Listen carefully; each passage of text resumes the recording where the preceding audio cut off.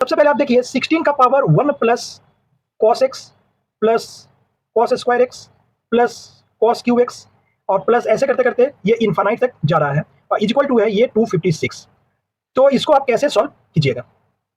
तो ये चूंकि ये जब 1 से लेकर इन्फानाइट तक दिया हुआ है और ये देखिए ये एक्चुअली में सबसे पहले आप इस चीज को पहले निकालिए 1 plus cos x plus cos square x plus cos cube x और प्लस ऐसे करते करते ये इन्फानाइट तक।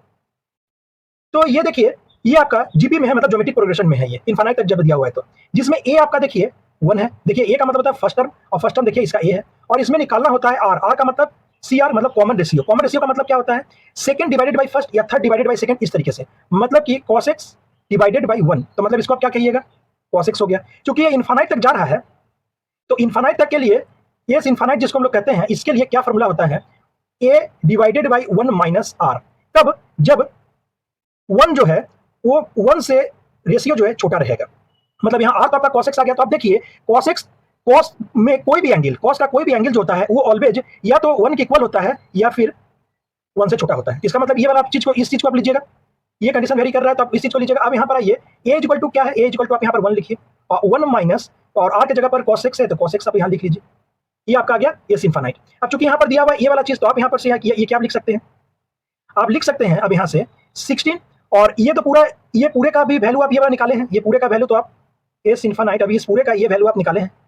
तो यहाँ पर 16 का पावर आप लिखिए 1 by 1 minus cos x equal to 256। ये चीज है आपका।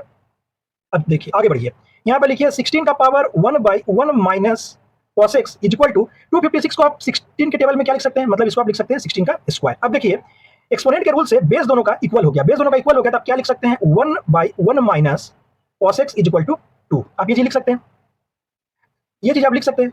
अब देखिए यहाँ से क्या कर सकते हैं आप? 1 बाई इस 2 को इधर ले आइए और यहाँ पर लिख लीजिए 1 माइनस कॉस एक्स, ये आप लिख सकते हैं। अब 1 बाई 2, ये 1 यहाँ प्लस में है तो यहाँ पर आप इसको -1 ले लीजिए और माइनस यहाँ पर लिखिए cos x।